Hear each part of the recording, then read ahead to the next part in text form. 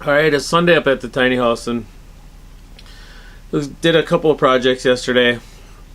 One of the biggest projects that I took on yesterday was finishing up the windows, the window trimming.